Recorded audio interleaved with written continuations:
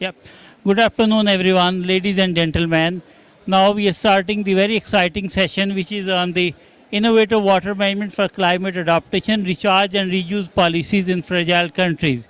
This session is jointly organized by AMI along with the CGIAR Nexus Gain and then the Swana initiative as a part of that one. My name is Mohsen Hafiz. I am the Director for Water, Food and Ecosystem at International Water Management Institute. It's an honor for me to stand here and talk about the most pressing challenge of our time, which we are talking about the water security. We know that when the water is a life and its availability underpins everything, we hold it. And also at the same time, we know for the fragile countries, those facing political instability, conflict, or severe environmental degradation, the challenge of securing and managing water sources has never been critical. What we are facing right now, many people are facing the challenges, is not far away, but they are facing on a daily basis. Today we are gathered a pathway together on that one, but not to survive, but also revive despite the changing climate. The IMI as an international institute, we are working with the vision of water secure world. So as a part of the strategy, we are looking around that water which is being used for agriculture, which is used for industry, which is used for environment, how we could work togetherly on developing a collective action to overcome some of the global challenges which are facing in the water, in the water across the globe. So as a part of that one, as a part of our strategy, we are looking at around the three focus areas. First area is water, basically that one, the managing water risk. Whatever the floods and droughts and all the faces which we are, all the challenges which we are facing it, how we could overcome and develop some of the innovative solutions which are helping to overcome of the challenges. Second is which we are talking about reducing global inequalities, particularly the families who are affected, the ladies, the youth and all sort of things who are affected are the voices who are not heard. How we will develop a complex, how we will develop innovative solution where we are hearing the voices and indigenous communities apart. Third is about the managing water sustainably. That's a very important where we are talking about that one, the productivity of rain-fed and agriculture and irrigated agriculture, how we could enhance on that one, how we could recycle the water use which is available, and how we could augment the water through the groundwater recharge. Particularly now coming back to the topic what we are looking at on the innovative water management for climate adaptation, it's important that one we need to look around that one in the face of climate change.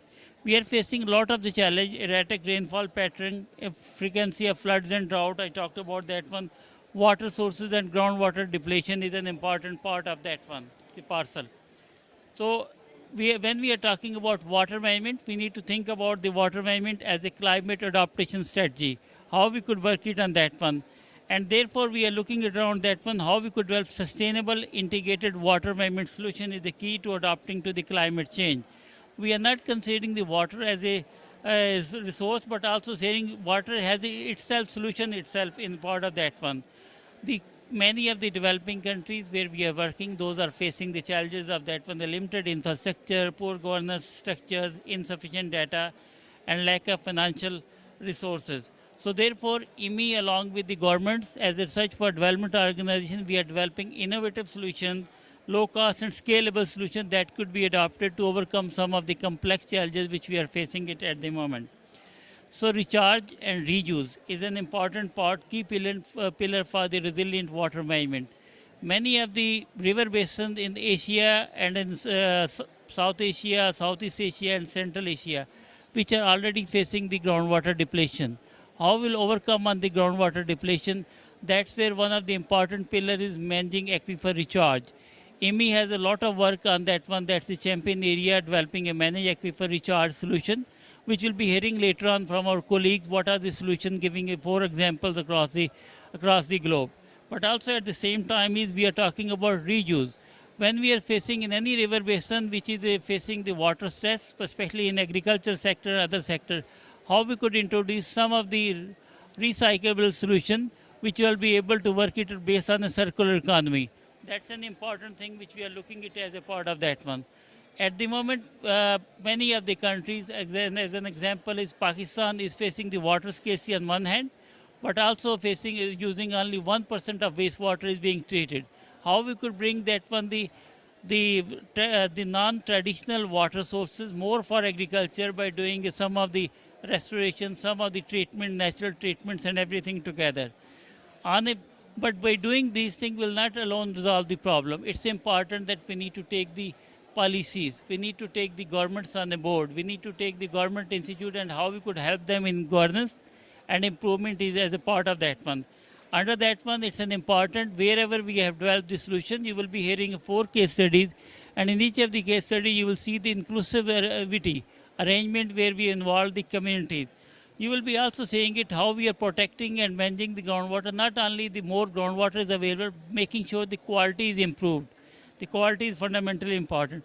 Also looking around the legal framework which is around on that one, how we could protect the legal framework and make sure that this is available. And then saying the data which is available, collected, that's developing a monitoring system which is information, but how that information could be used as a knowledge product to help to the government in finalizing the decision making and everything. So all these things will only happen when we take the communities as a part of that one. Therefore, we are emphasizing a lot more on the public awareness. You will see the example of the Islamabad where we involve the communities in developing the innovative solution as a part of that one. So not taking much of the time, but I'm saying it as we need to develop innovative water management solutions and seeing it how collectively IMI as an evidence-based organization we could take forward and develop those solutions, and that could be helpful for transformation of water security and providing more water for our growing needs in the context of climate change. Now I'll be inviting the 2 of the IMI colleagues, Maha, and the other is the Maha Al-Zubi, who is the researcher at IMI, and she is also the CGIAR co-lead fragility to resilience in Savannah, and Paul Pavlik, who is a senior researcher. Over to you, Maha. Thank you. Thank you so much, Dr. Mohsen. So I will be covering actually quickly what we've been doing as IMI in the MENA region, particularly when it comes to the water reuse. So it's annoying actually. So speaking about enabling reuse in agriculture through research and development intervention in MENA, case of Lebanon, and this is part of, I am not the only work on it, I have many colleagues as well. So just quickly, it's a case of Lebanon where in Lebanon the food chain remains exposed to contamination. Plus, a lot of activities being, or many farmers are using treated wastewater directly from the treatment plant, or some of it actually not treated. So the situation is really not the best in Lebanon, and the development of a long-term policy for monitoring the water resources out of the treatment plant in Lebanon is very important, just to ensure the quality.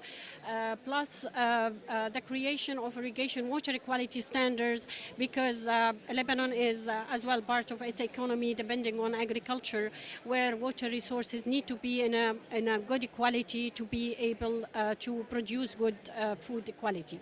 So for this, reuse is promoted as an adaptation measure to respond to the water scarcity in Lebanon, and but that would require like empirical evidences. So water reuse background in Lebanon, back in 2011, FAO started to work in guidelines for water reuse. However, it stopped there. We picked up as IMI back in 2019, but between 11 and 19 there was like a gap of evidences, a gap of publication, a gap of scientific measures and numbers. So between 2019 and 2022, IMI in collaboration with Lebanon government, and it's a regional project funded by SIDA. So we start working on real data, like working on the farm, taking water from the treatment plant, do some piloting to test the water quality. Once the project ended in 2012, another initiative by IMI that I'm co-leading, we took on and we helped the government of Lebanon in developing the water use standards, which is now being under endorsement by the government of Lebanon. So this is the trial area in Lebanon where we started back in 2009. Under the rewater, two growing seasons being taken, like 2019 and 2020, to generate evidences, part of that. So it was like the downstream of Ablah wastewater treatment plant, where we collaborated with LARI, the Lebanese Agriculture Research Institute. These are like more technical. These are the plots where we tried different crops, different water quality, etc.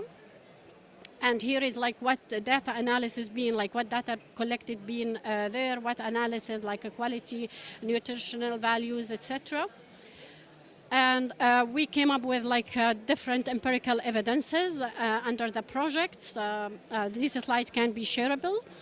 And key result actually and conclusion of the work that the research that we've been doing in terms of the adoption of drip irrigation with water of less than 3 log eco coil per 100 milli is safe, even for vegetables consumed raw, except for root crops such as onions or radish that should not be irrigated with water having more than 2 log E. coli per 100 milli. And the other one is a treated wastewater does not harm vegetable quality compared to vegetable irrigated with other water sources. So this, based on it, there was a need to develop a standards for the Lebanese. That's why we took over and we developed the standards. Here is like infograph of the standards. It's like 7 chapters, and which is now under endorsement by the government.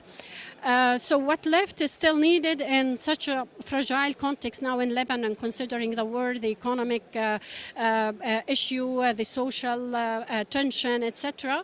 So these more like a recommendation that is still needed, like more monitoring needed at the field level.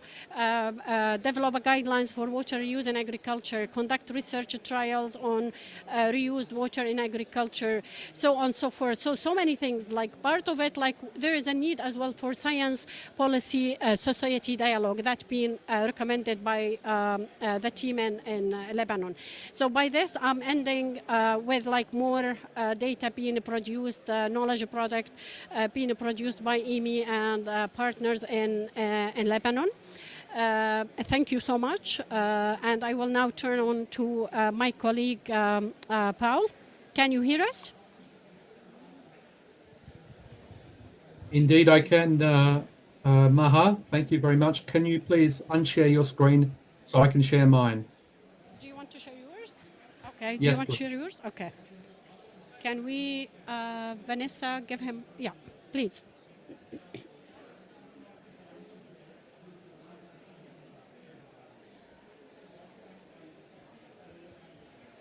Good afternoon, everybody. I hope you can see my screen. I can see that you can.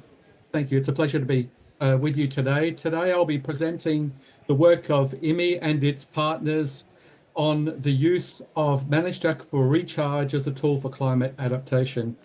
And I'll be presenting some of the evidence, some of the key evidence that IMI has collected in highlighting the positive impacts that can emerge from managed aquifer recharge, and making clear some of the abundant potential that exists for greater applications of managed aquifer recharge.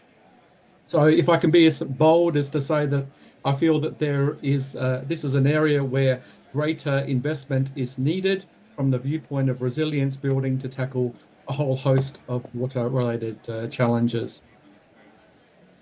So just so that we're all on the same page, what is managed aquifer recharge, or MAR as we know it simply?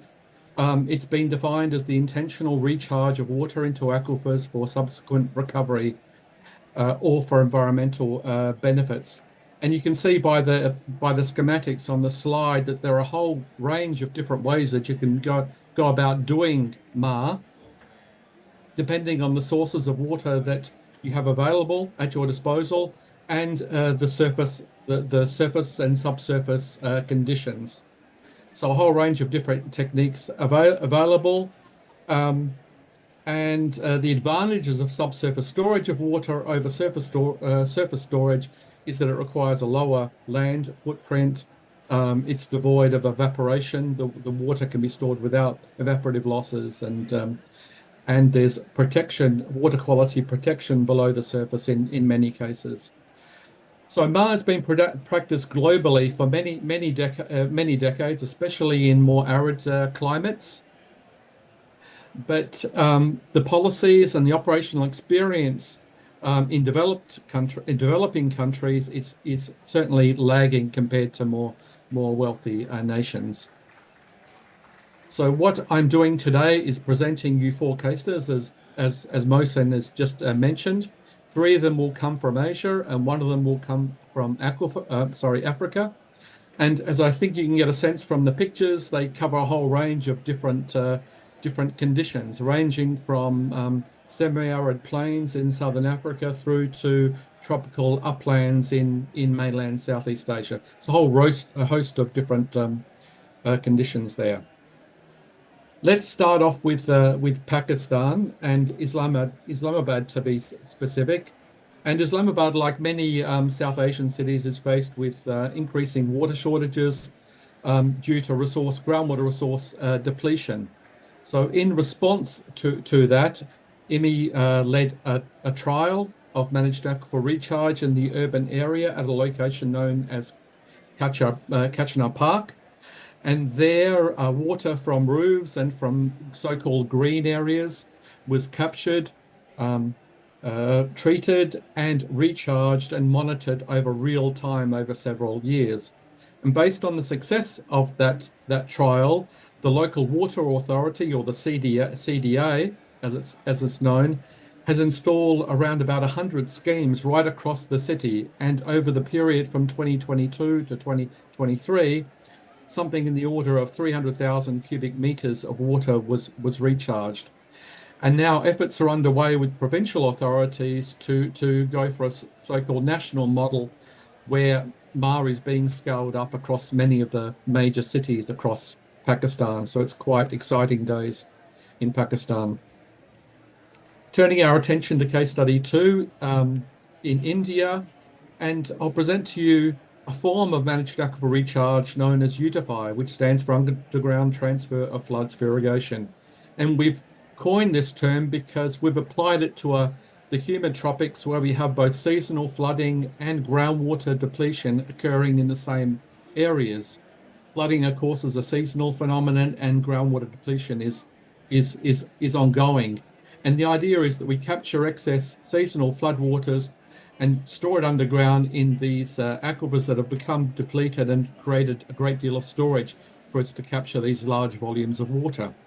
So we went about trialing UTIFY, as it's known, in a village in Uttar Pradesh, using an abandoned village pond. And there we configured the pond for recharge and connected it to irrigation canal, which was transferring water from a nearby river. So excess flows were going into the pond and recharging the groundwater. So 3 years of testing showed that we could recharge anywhere from 30,000 to 60,000 cubic meters of water and not have a deleterious effect on the water quality. And as a result of working closely with government authorities from the district level right through to the national level, they were very appreciative of this work, and we had traction in terms of policy change. And now UTIFY is being implemented in a whole range of different agricultural and rural development programs across the Ganges Basin, at least. And you can see one of those development sites in the photo at the bottom of the slide. Moving on to Vietnam, and as you will know, Vietnam is a major coffee exporting country, but it's also very dependent on groundwater for irrigation during those critical dry season months. And as a result of that, there is a lot of seasonal water scarcity that's been observed in these last years, and a tendency for drilling deeper wells, which is undermining the majority of users of the resource who rely on shallow dug wells. So what we've done here is to develop a number of small-scale trials at the farm level making use of existing farm infrastructure, harnessing the dug wells and connecting them to fields and to nearby roofs and looking at the recharge performance. And what we found is that we could recharge up to 300 cubic meters, 500 cubic meters in some cases each year, and again not contaminate the groundwater resources, ensuring that we're harnessing irrigation wells and not wells that were used for domestic. And we've had a lot of support from the Vietnamese government, who are very supportive of this, and also the coffee sector in Vietnam. And the next phase of this work is looking into scaling this up as a cluster to have greater impacts in specific areas. And finally, to Africa and Southern Africa, many of the rivers there flow only during the rainy months, and for the majority of the year, they're restricted to being dry, sandy beds. So water scarcity is a growing problem, particularly with climate change. The droughts are becoming more severe and more frequent. And one of the measures, low-tech, community-based measures that's being implemented is sand dams.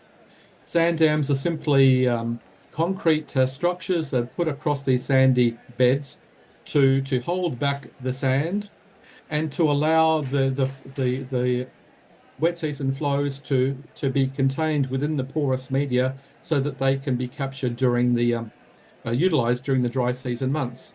So IMI has done a social and environmental study of these sand dams and found that they increased water availability for an additional 4 months per year, and that includes also the dry years as well as the good years.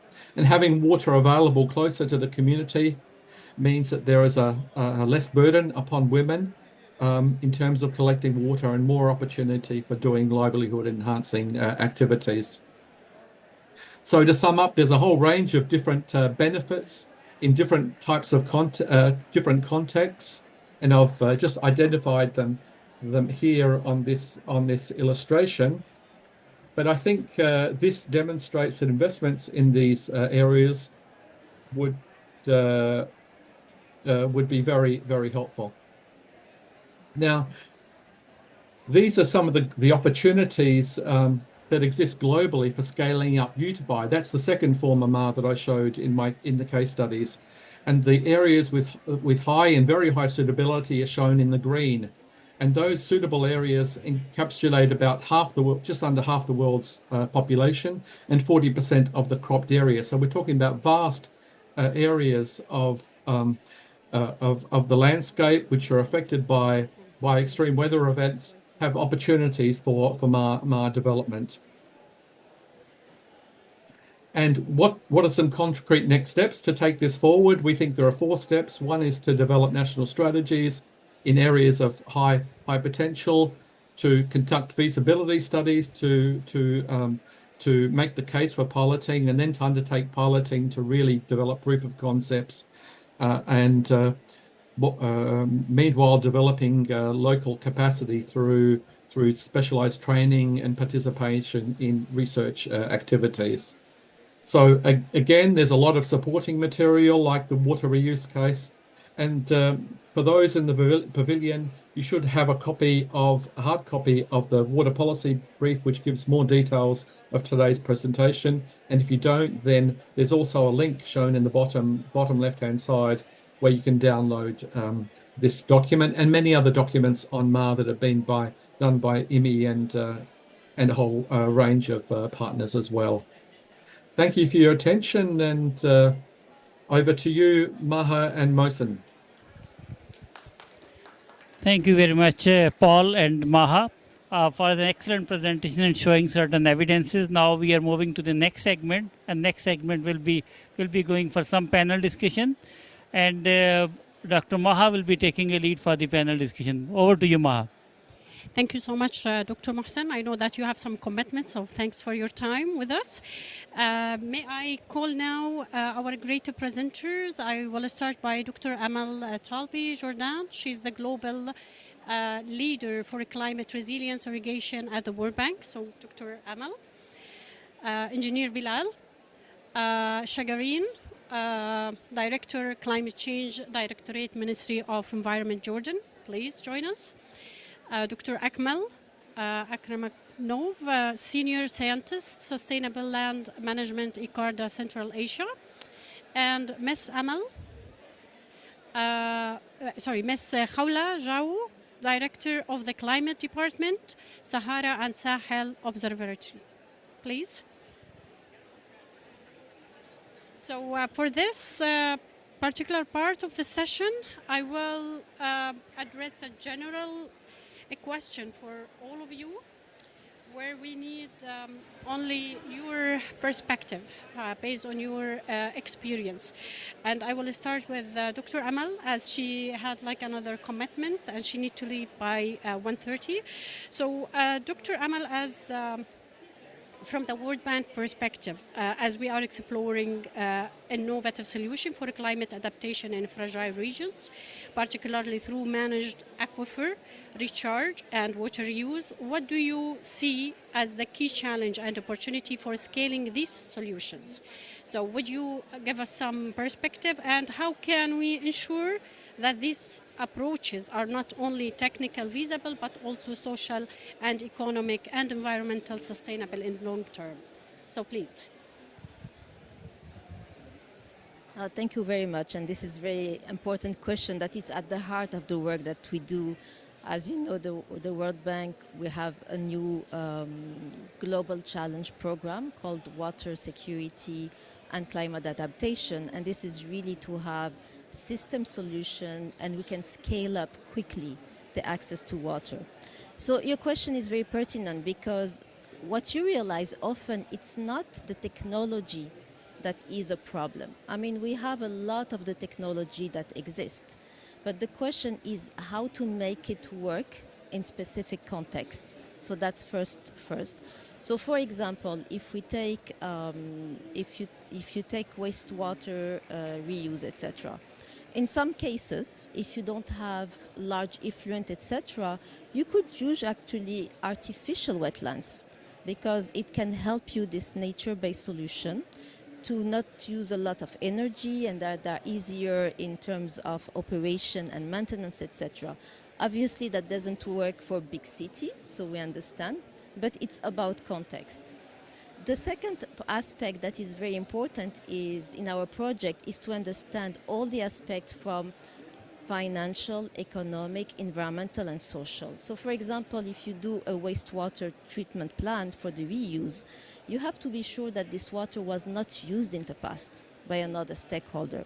We have seen cases where you would have some farmers using the untreated wastewater, which obviously is not to encourage. Nevertheless, the treated water will go to another group. So you need some sort of compensation and access to this group. The second part is we look also at the project from an environmental perspective. What does it mean is when we appraise a project with the governments, we compare different alternatives. So for example, you would say a government will suggest an alternative, and we'll do an alternative analysis as part of the environmental and social impact assessment to see, is this the best option in terms of impacts, and do we have the right mitigation? And it helps also actually designing another option in some cases, or confirming that this is the best option. We have the economic rate of return, because obviously you want to have projects that make a sense economically. And I'm putting financial last, not because it's the least important, but because it's very important to ask the question, who will pay for it?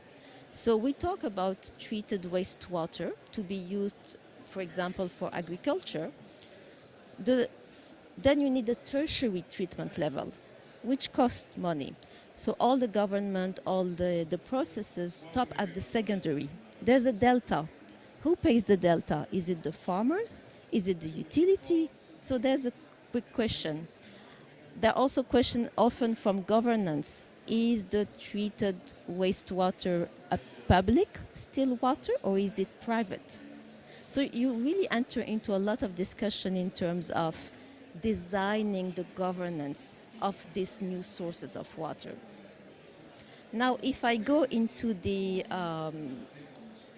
recharge of the groundwater, from our experience in many of our countries, you have the recharge of the groundwater that can be used with injection of wells, etc., which is very complicated, and it needs a lot of capacity in terms of operation and maintenance. And this is something that obviously cannot happen in all the countries that are our client countries. But you can do a lot of the water recharge actually naturally, and that is less costly. So, for instance, you can have a treated wastewater that can go in a pond, and that pond naturally recharge the water. Or we have also seen in some countries where it goes into a wadi, a river, that is dry some months of the year, and actually it is a natural infiltration recharge. We've seen also in the presentation the sand dams, and we have projects in Somalia. So you're talking about fragile country. We have designed a project in Somalia with sand dams that have been really providing a lot of benefits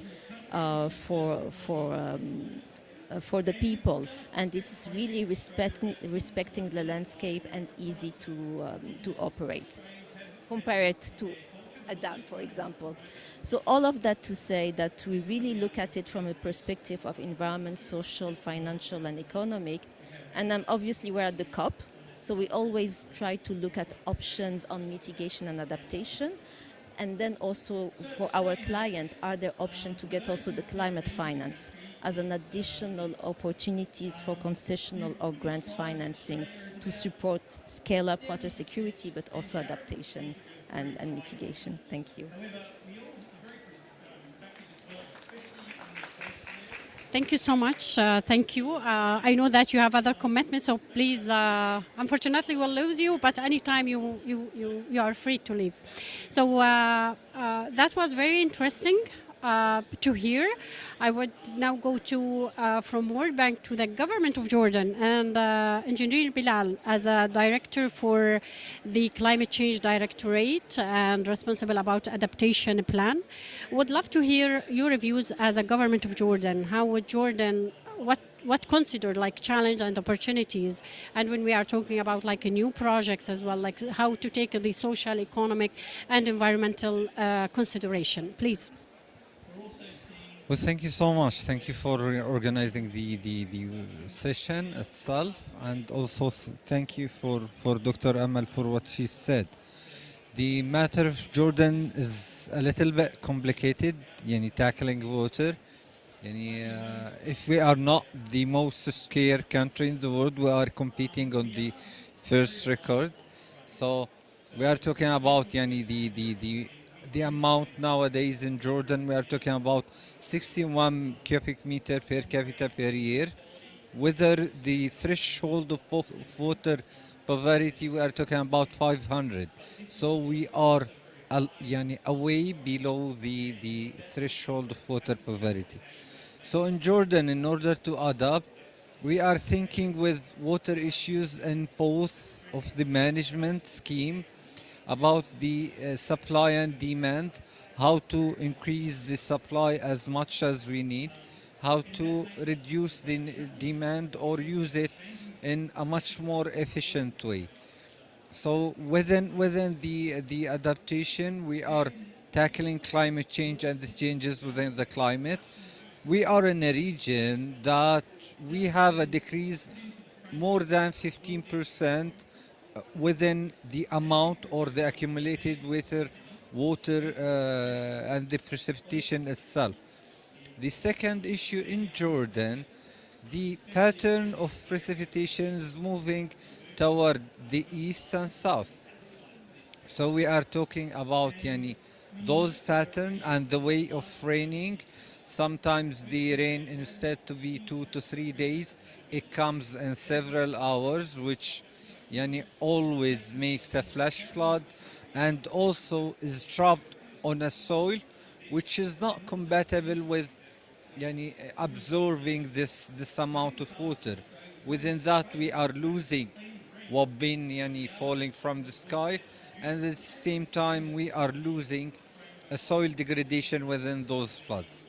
So what are we trying to do to map yani the flash flood mapping in all of the country?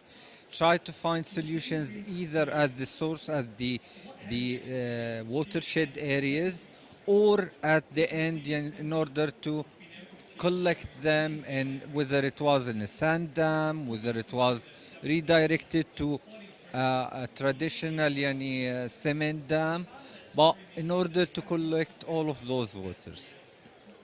About the water treatment, thank God in Jordan, as I've told you, we need each drop.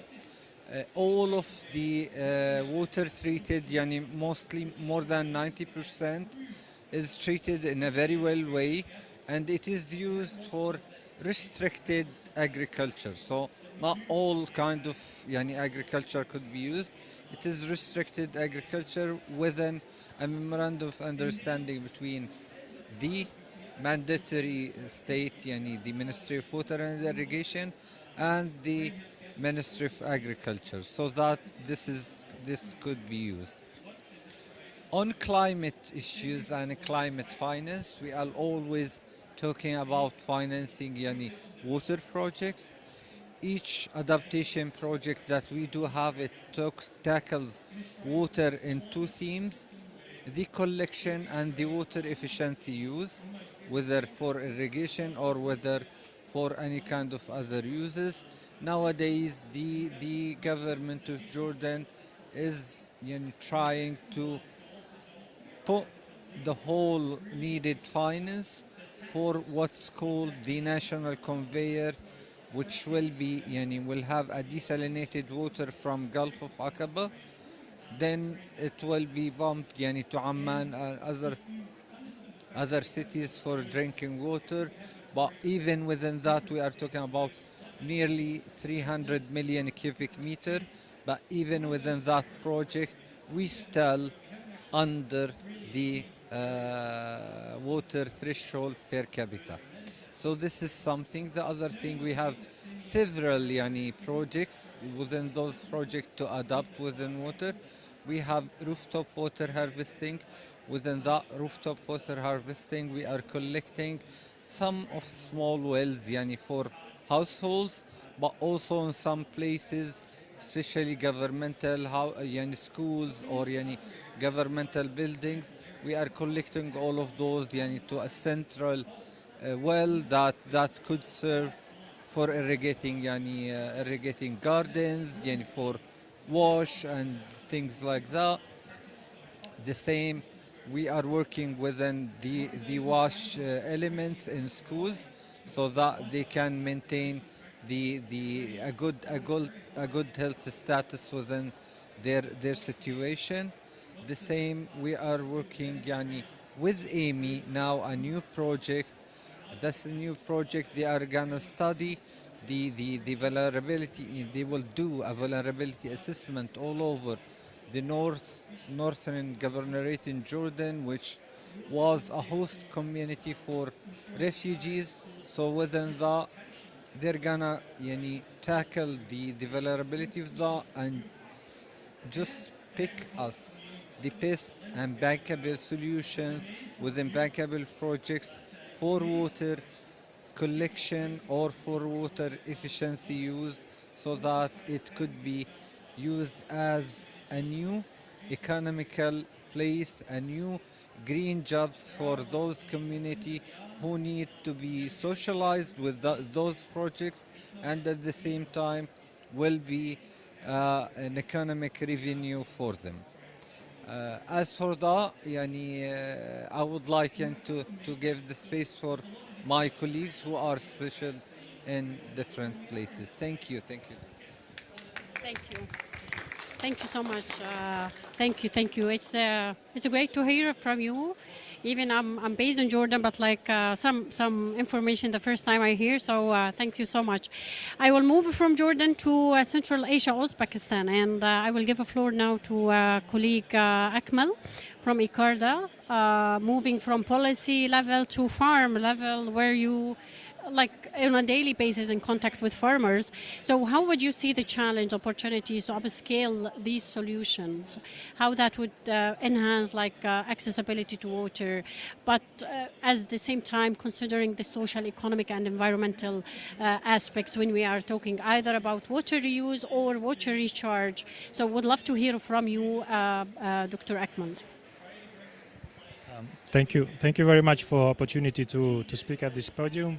Very much heard that Jordan and Tunis, I think they are quite advanced on water harvesting. So this is one of the things we are trying to replicate or take and then upscale or scale out to different regions. But let me put it a little bit different view on water reuse. Probably we come from different region where we have enough surface water. I mean, at least physically it is enough. But of course we have also large farming areas. I would look at it from different view by how much can we reduce already surface water. So we don't have to come to groundwater reuse. I mean, depleting. So I think we can look at what my colleague from World Bank mentioned. I think very quite extensive and fully covered things. Here we are looking at a lot of drainage water which is originating, accumulating from irrigated schemes. This is usually very saline and they are just dumped into the desert areas without being reused. So here we have some of the experience with my colleagues who try to look at how you can reuse this water because and mix it with fresh water and still be able to use to cover big areas. I would bring a little bit of legacy which we have in the region. We are used to very big schemes, and when we talk about irrigated areas, we need to talk about like tens or hundreds of hectares. So that's why probably the small scale solutions are still need to be delivered in a proper way, even though we are going from former collective farms, which everything was thousands and thousands of hectares. Now it is being fragmented, and we are slowly coming into the smaller farm holdings. But still, the thinking of the people are still the same. Like if you talk about water harvesting or water conservation or water accumulation, you speak about cubic kilometers of water, which is in current times, I think this is very expensive, and we need to rethink like how shall we tackle this. So that's why one thing which I mentioned is on drainage reuse. We have plenty amount of it, and I know in South Asia our colleagues are using quite saline water and are growing crops quite successfully. So this is one area of use. Another area of probably convincing the farm holders, but probably more on policy level, like how to reduce wasting water. So and then what kind of incentives you can give. And there are government programs at the moment put in place that are motivating, incentivizing if you are using water-saving technologies on your plot. But then again, there are social aspects and then infrastructure aspects. Even though if you want to use water-saving technology on your plot, probably you don't have that water in time. We have been talking to several big clusters who are managing 20, 50,000 hectare farms, that they are ready, they invest in drip irrigation, for example, but the payback is a little bit very difficult because the distribution is organized in such a way from Soviet times that you don't get water at a proper time. So that's the dilemma. So then you put a little bit of rethinking on shall you invest in drip irrigation in that context, or do you have to do only with laser leveling and then you can reduce already by that 20-30% of what you use usually for irrigation. So there are different aspects. I think it very much depends on a context. But we are working with the government to instill this kind of thinking as well, that today probably we have enough surface water to cover like millions of hectares for irrigation, but probably in 10 years and 30 years we might have 10% reduction, 50% reduction. We should be ready for different scenarios. And with this, we are trying to bring them to attention that there are other use of water that is coming through precipitation. You can harvest, you can accumulate it in the sand dams or in an aquifer or in a soil moisture. So this is what we are trying to do and implement and showcase. But we are, of course, in the very beginning of this scale. There were already experiences like this during earlier times, but that was more like a natural water collection part. So I think this is very known in the Kazakhstan context. I think Turkmenistan is also very well known on how to collect water, but this was mainly for drinking purposes. But we talk a lot about food production, and food production in Central Asian areas are linked with big scale irrigation, and especially if you look at seasonality of what is happening. So that's one perspective. Probably I can make a small pause and then give opportunity, then we can talk about challenges, what can do that. Thank you. Thank you so much. That was very interesting, so thank you. Moving to Ms. Khawla, would love to hear from you as a Sub-Sahara and Sahel Observatory. Like, how do you see things? What challenges are there? What opportunities might happen that would support scaling these solutions? Please.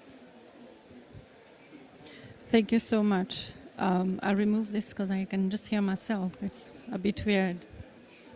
Okay, so I will start by saying that I'm not a water expert. I'm just agronomist.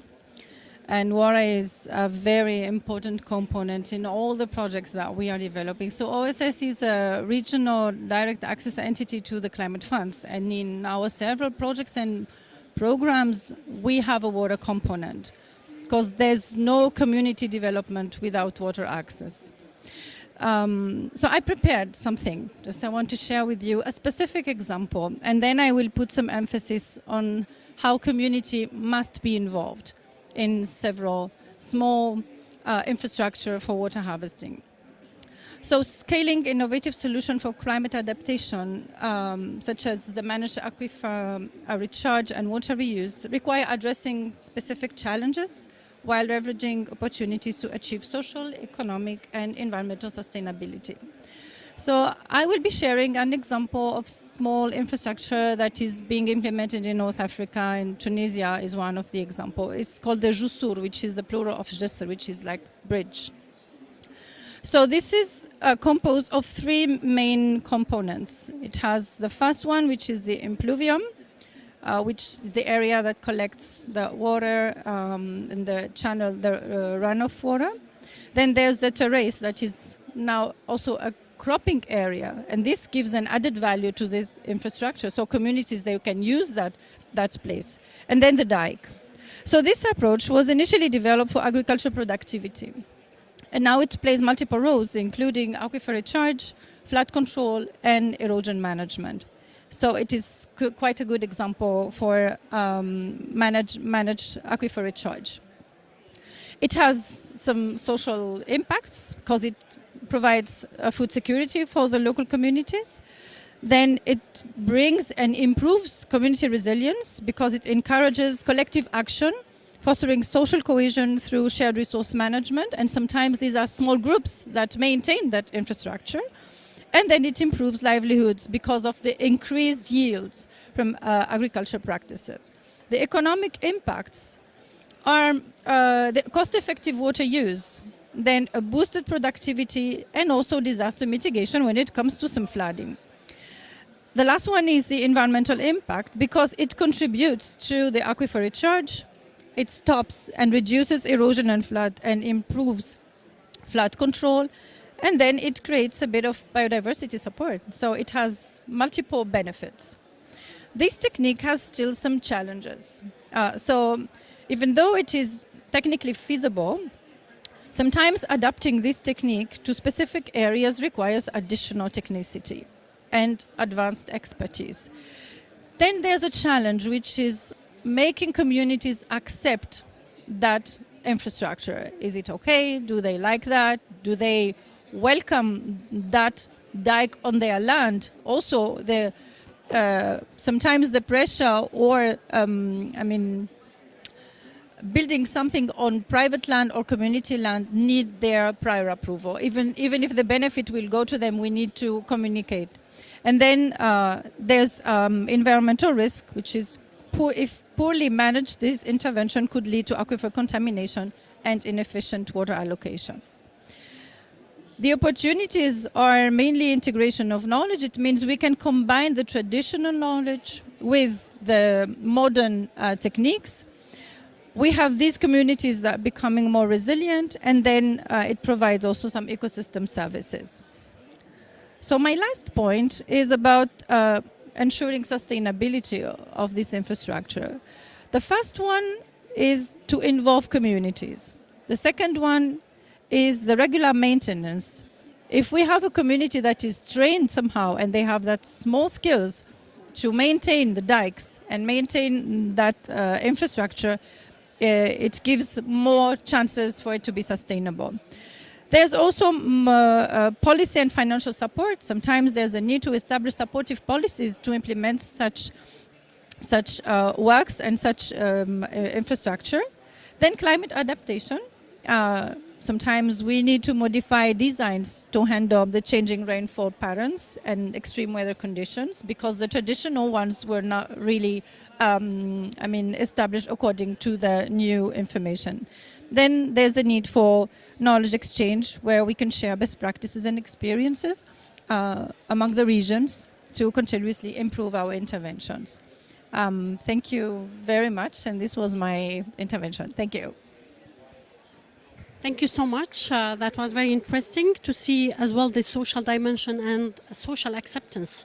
Like I always hear about like social acceptance about reuse, but like it's as well. It seems the same for even water harvesting.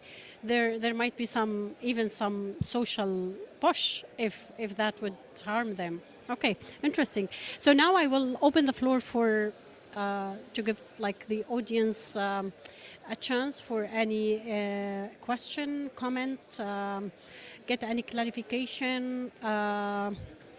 So, any question to any specific speaker? Yes, please. Please introduce yourself if possible, and yeah. Thank you. Thank you very much to the panelists, I think the speakers.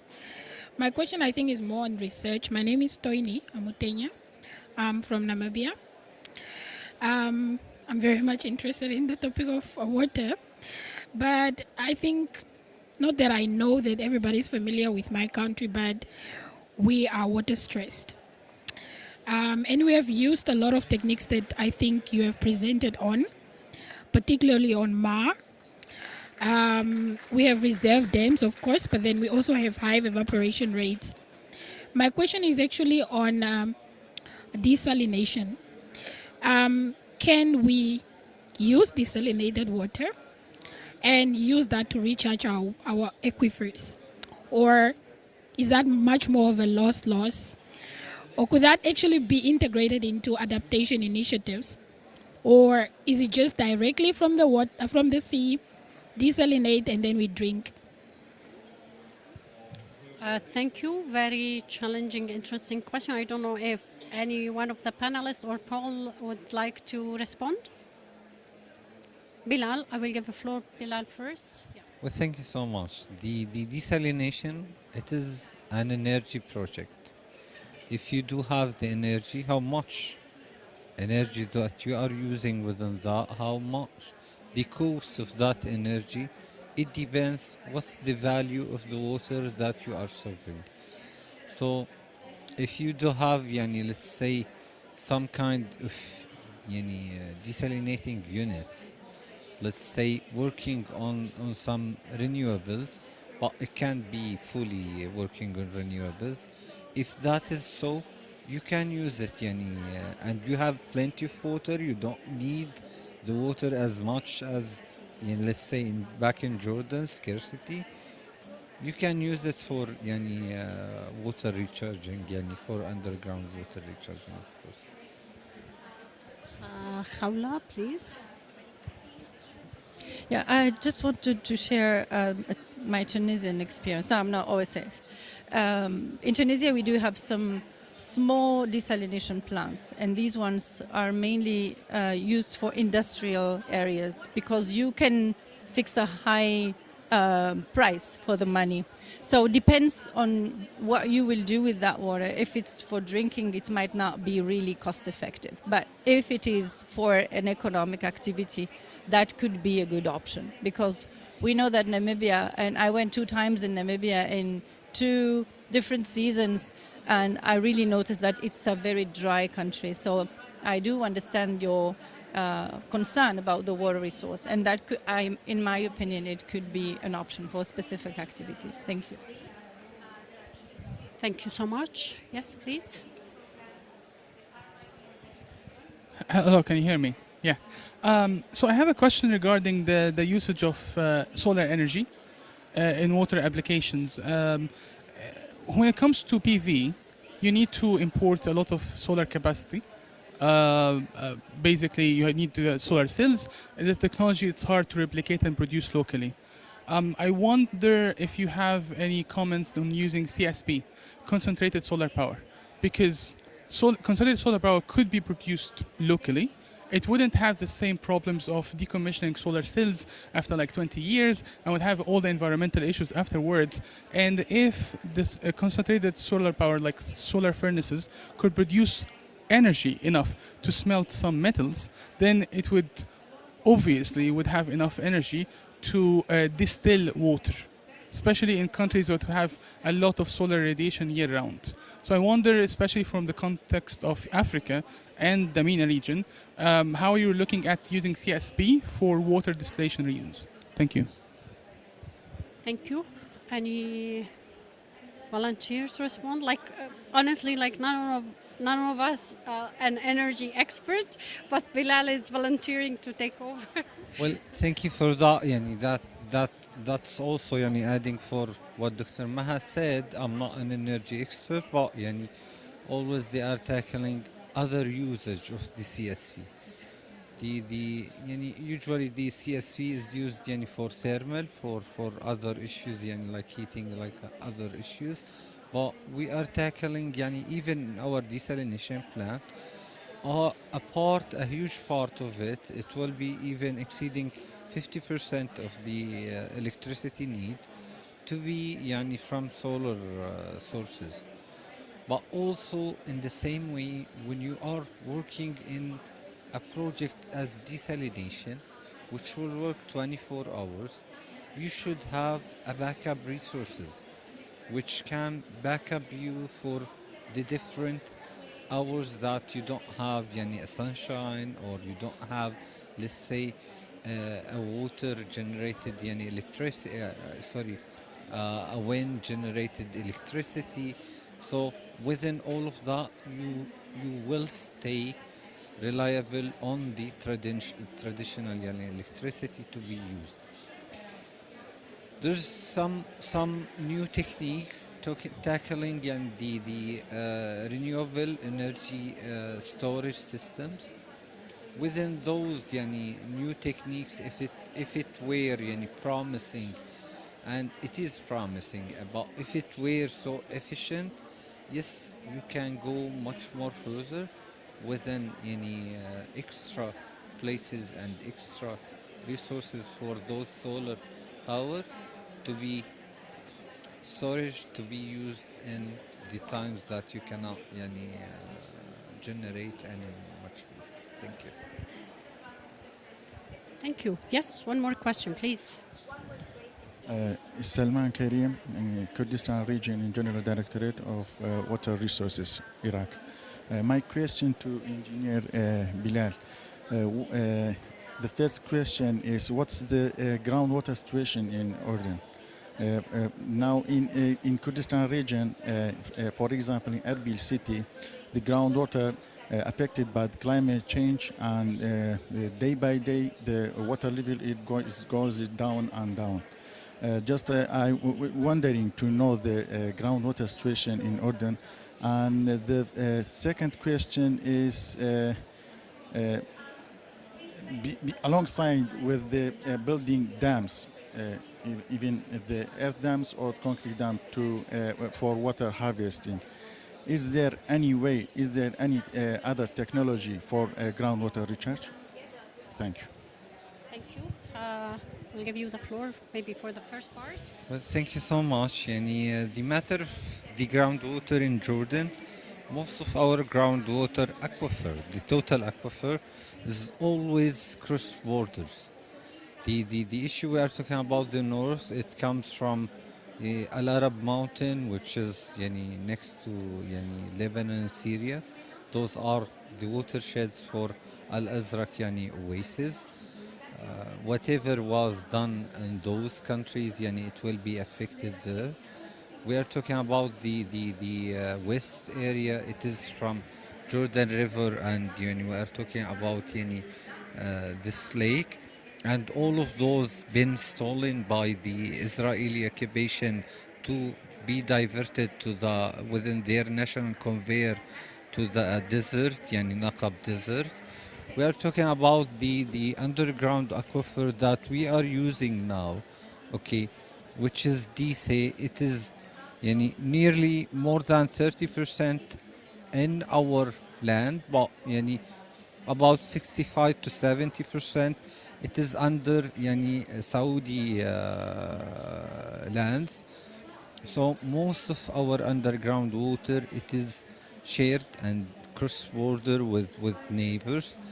The issues, as I've told you, when we talked about when we tackled the precipitation matters, it doesn't have the precipitation patterns as used to be, so that the land and the soil will absorb to be ordinary collected in the aquifers.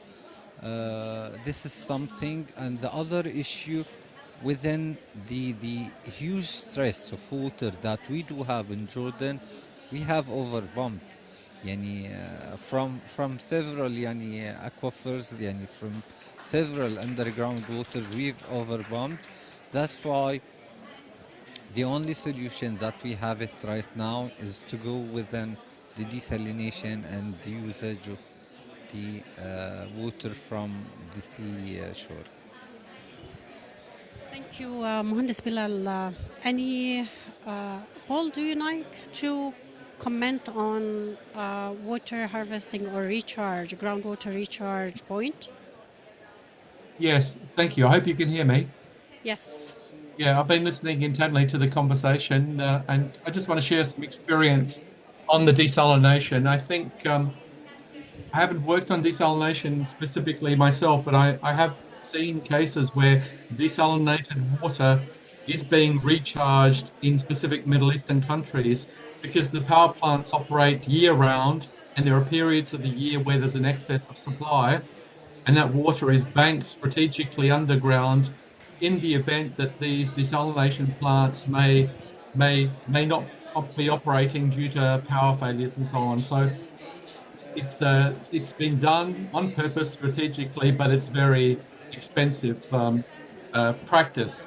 And in that situation there, it makes very good sense. But we need to be aware of the various risks, but the first one, first and foremost, is the technical risks associated very low salinity, perhaps aggressive water, the possibilities of chemical interactions with the soil and with the groundwater, which may clog the aquifer, the recoverability of the water. Those sorts of technical issues really require a great deal of investigation to ensure that you can not only put the water in there, but you can recover the water effectively and not create deleterious effects. In terms of wastewater recharge, comments have been made that tertiary treatment is needed, and that is the case in some situations, but in other cases we can go for less treated water and rely on the soils and on the aquifers to do the polishing up for us. There are many cases that apply so-called soil aquifer treatment, where and in countries like the USA and others, where they've been doing it for decades, and their secondary treated water is intermittently put into ponds and the ponds are allowed to recover or rest so that they can dry out and so that clogging processes can be reversed. And it's been shown that the quality of the water through the passage of time and space produces a much finer product than would otherwise occur, and can be more cost effective than conventional treatment. So there are some real opportunities, I think, there for applying those sorts of technologies if the stigmas associated with utilizing wastewaters can be overcome. Just a few thoughts there. Thank you for the opportunity. Thank you so much. Is there any question as well to the panelists? Okay. Would you like? Oh, sorry. Would you like to elaborate, Akmal, any cases from Uzbekistan, Central Asia, particularly when we are talking about the groundwater transboundary, as you have like a good experience in that as well? Yeah, I just had to one example to share from a colleague. I did not directly work with desalination, but Vinay was presenting a case that for communities or for countries or for settlements which are inland, they don't have access to seawater. There is also an option of desalination using low power. It's not reverse osmosis, but it was something else. I'm not specialist. You can desalinize water from groundwater, which is saline, otherwise not usable, which requires less power because you don't go for seawater, which is very high saline. So that water you can reduce the salinity to a certain level, which is possible to irrigate and use for whatever is outside, not for drinking purposes. I forgot the name, so that would be good. I'm sure he is presenting in some of the sessions around. This is quite interesting. And also you can probably tap the energy required for that either through photovoltaic or from alternative sources, as you were mentioning before. So that is one thing. Another thing from Central Asia experience is we also introduced ban, because even though there is enough surface water, there was also ban for groundwater pumping, because everybody thought, okay, if with very little hiccup with water availability, everybody goes down and then puts a borehole and then starts pumping. So government, I think, rightly put a ban in certain locations that you cannot withdraw water anymore.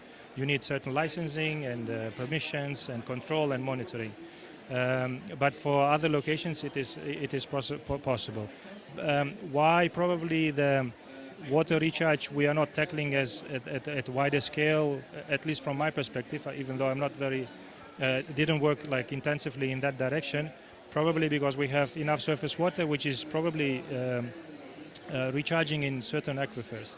That's why there is also another ban from the government that you are not allowed to mine stones, construction materials from the river sources, because there is, like, especially close to the cities, to settlements, there are very much man-made craters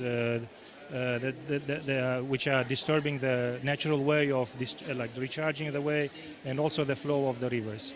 So that's the perspective from the government itself.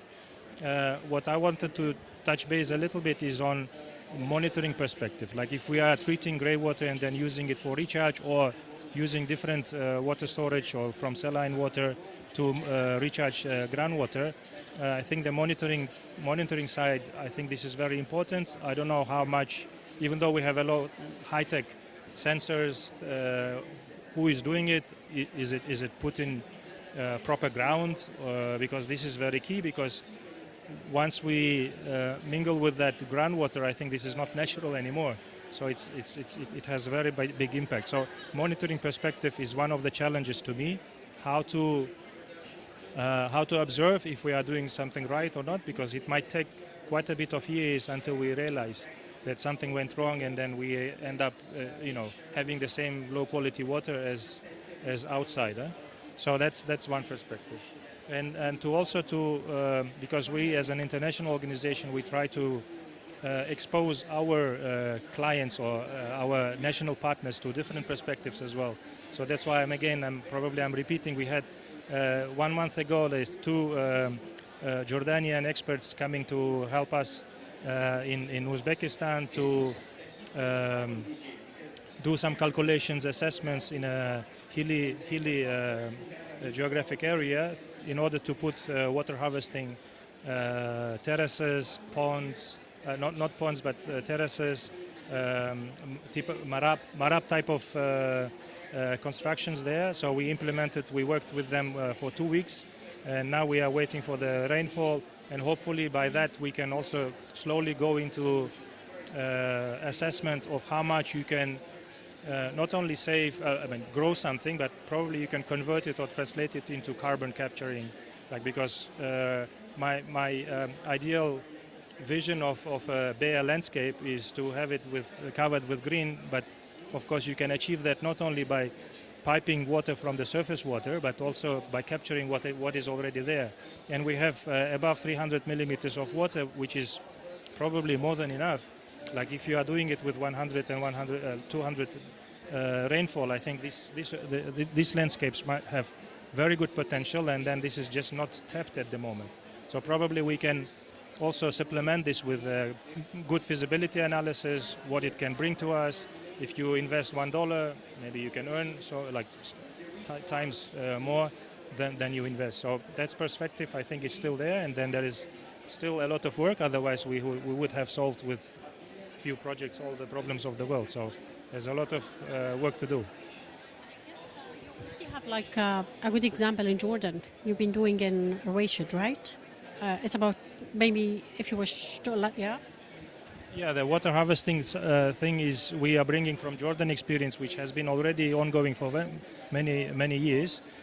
My colleague Mira Haddad and Stefan were working on that, and they are still continuing. And that was quite inspiring for me to try to find some small investments to replicate this in completely different environment and completely different context. And I think the Katina or the landscape, how it is there, and you can find plenty of that in Central Asia and Caucasus regions. And especially with climate change, when you have, I never imagined that Jordan might have these flash floods. So my imagination, it was dry country, so it never happens. But you can imagine if it happens in mountainous areas, this is quite often. So especially with climate change, we are looking at different ways of how to tap that, because it's causing a lot of erosion, siltation of dams, and countries, especially uphill, upstream, like Tajikistan, Kyrgyzstan, probably they would be also interested that to convert bare land, which is causing a lot of erosion from intensive rainfall, to tap into that without bringing irrigation schemes to that location. So this is what we are trying to combine, different perspectives from different world into our local context. Thank you. Yeah, Hawla. I'm actually not responding to a question, but I had a thought. So we all know that the groundwater in Africa, and I assume also, like you just said, in Jordan, are shared water bodies. I want to share OS's experience on this. I mean, if we are planning to implement a strategy to recharge the groundwater, I think there's a need to put in place a consultation mechanism, because there's this selfish behavior of each country to get the water just for its own population, but without taking into account, if I build a dam here, what could be the repercussion in there. So OSS has established in North Africa a consultation mechanism which is shared between the three countries like Algeria, Tunisia and Libya.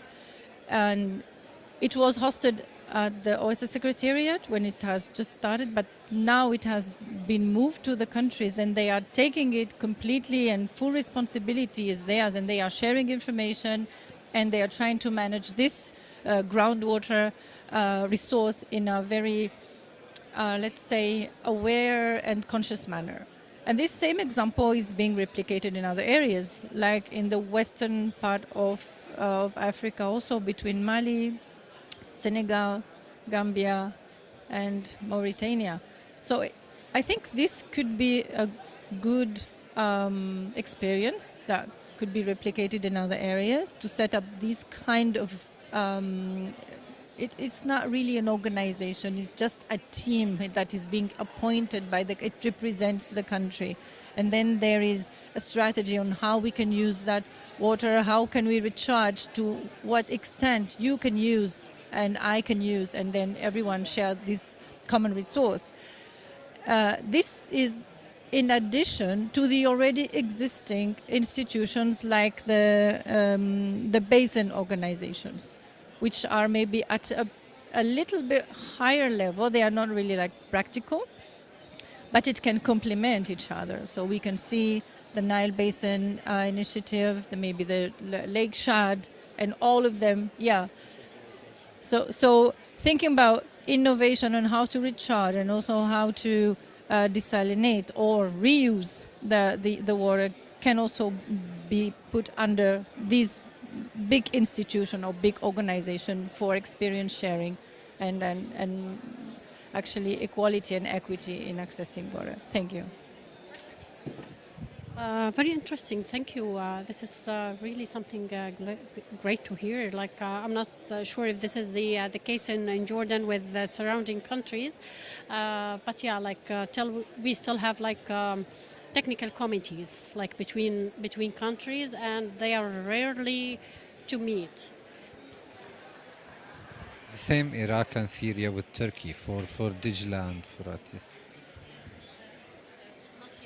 Let's say basin organization as in Central Asia, and yeah, we are still like as technical committees between ministries, and sometimes they meet, sometimes they don't share data, and I guess this is data sharing is an issue by all. Any more questions? Okay, but Paul, do you have any question to since you are in Australia and I guess it's like late night now? Any question from your end? So we have 10 minutes. Yeah, if you need to. Absolutely. Thanks very much. I'll just make a comment first before I ask a question. Recently, I went back to the field because I did studies on the recharging of wastewater many years ago, when it was very much in its emerging stages in Australia, and it wasn't very well accepted. And we did piloting, which was shown to be technically successful, and there was an emerging sort of social acceptance, but regulatory controls were there. And I was interested to come back to those same sites after many years and see now that the regulatory situation had changed, and that the government had imposed the need for groundwater recharge because they weren't going to allow that wastewater to flow into the marine environment and create environmental degradation. So as a result of that regulatory control, they are now doing recharge where they otherwise wouldn't, and they are now utilizing the grey water, the recycled water, and they've created new businesses, and they've substituted groundwater use for grey water use and created less stress on the groundwater resources, because the farmers prefer the nutrient-rich grey water than the groundwater. It makes sense to them. So what I'm trying to say is we're talking a lot about integrated surface water and groundwater management here, and when we do that, we have to consider both resources and the scale, the spatial and the temporal dimensions associated with that. And doing groundwater recharge is not necessarily something we want to do as a first priority. Often we do it as a last resort, recognizing that it may be more complicated and more costly than the alternatives, but we don't have a choice. And I tried to make that point, say in the case of India, where they really need to go for harvesting the surface water because they have the problems of declining groundwater and floods simultaneously. And the work that's gone on in terms of the government programs to recharge the monsoon rain, we've shown has increased the groundwater storage by 8%. You may say 8% is not very much, but this is only in the last few years, and the trends are that these programs will continue. So it's having a measurable impact. It's not reversing groundwater depletion in the current time frame, but we can see if this is being done on a sufficiently large scale that we can start to create meaningful change to groundwater storage and sustainable systems. So what I'd like to ask the panel is, we talked about the sort of the wonderful side of water innovations. I'm just wondering what may be in Tunisia and Jordan especially, the key challenges, the key things that are holding back innovation, and what may be the lessons for other water scarce and fragile environments. Thank you. Thank you for the question. I think it's mainly the funding. That's the main challenge that we are facing also in innovation. How to innovate for water solutions. Because when you innovate, you will look for some research results, and then it might be a bit expensive and takes time. So what I can also share, as we are an accredited entity with the Adaptation Fund and GCF, there is a new funding window that is dedicated to innovation, actually. It's not a very big amount. It can go up to $5 million. But the good point is you are not meant to achieve positive results. There's that risk that the fund is taking with you if you bring a new idea, which is a very good thing, because in all the other projects, we are meant to show that we will achieve sustainability, ownership, results, impact. But for this new one, as it is innovation, we just try. And in case we fail, it's also a result. So don't do it. Or you have to improve this and that solution you are providing. So as much as the funding is an issue, I think we can still try to find a way on how we can mobilize the required budget to implement actually these new ideas on how to harvest water or recharge or reuse or whatever. Thank you. No, I agree with you, because like someone who been in like for a while in research and development, like innovation is not like by day and night. So it takes like from ideation till prove the concept till take it commercialization. Sometimes it takes years, and sometimes it fails, sometimes it pick up. So yeah, this is a great let's say information about the adaptation fund. Bilal, would you like to yeah, Paul, do you want to comment?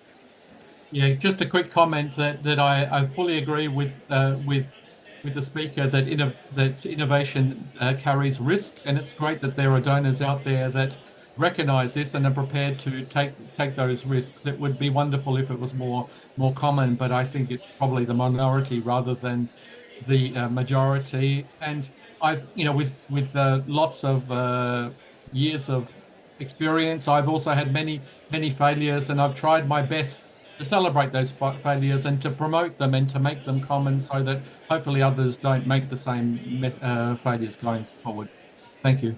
Thank you. So maybe last I would give to Bilal to. Well, thank you so much. We know as we are government, we are always returning the role of everybody.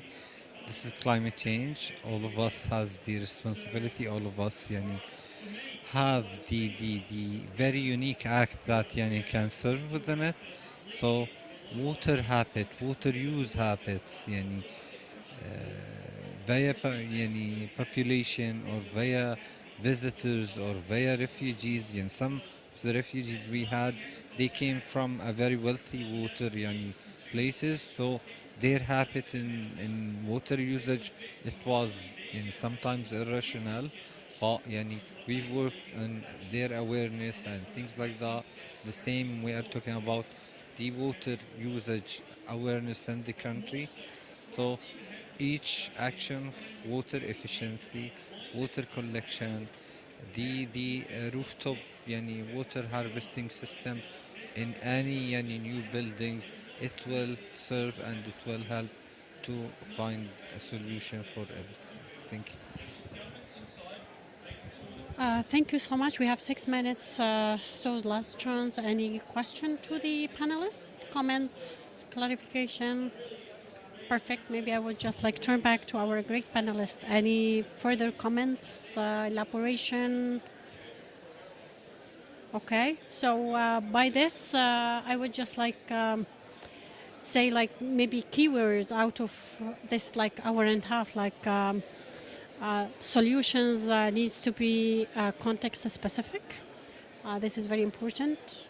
From the last discussion, innovation, it takes time and it's a trial.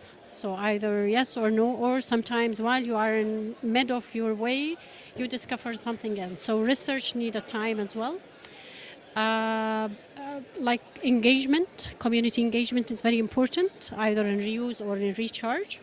Policy needed, investment needed as well. Hand over to Paul. Is there any final keywords you want to finish our session with? Yeah, thanks, Maha. I think I agree with you, but what I'd like to make the point is that I think through this discussion, we've shown that many of the solutions are here, available here and now. We can take them off the shelf, apply them from somewhere else and put them into practice. We don't have to wait for 5 or 20 years for them to come on board. Certainly, there'll be new ones and greater experience, but I think we've shown that there is a lot that can be done now with the right enabling environment to scale up. Thank you. Thank you so much. And by this, I would like to thank our great panelists. So thank you so much. And thanks for the audience for the great questions being received. And thank you.